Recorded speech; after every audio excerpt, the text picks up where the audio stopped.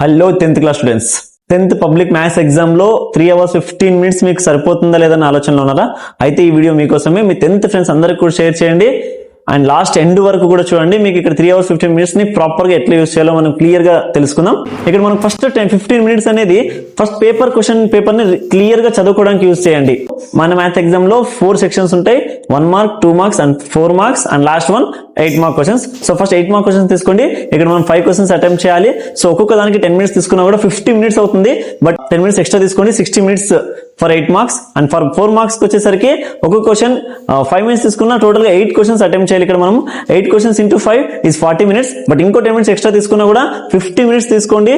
So and next ఇప్పుడు 2 marks and 1 mark, ఇక్కడ వచ్చేసి 2 and 1 mark కలిపి ఒక 40 minutes లో రాయొచ్చు. మీరు ఒక ఇంకా ఎక్స్ట్రా 10 minutes తీసుకున్నా 50 minutes. సో ఓవరాల్ గా మనకి ఇప్పుడు 2 hours 40 to 50 minutes లో ఎగ్జామ్ కంప్లీట్ అవుతుంది. 2 hours 50 minutes అనుకున్నా కూడా ఇంకో 10 minutes మనకు రీచెక్ కోసం మనం పెట్టుకోవాలి.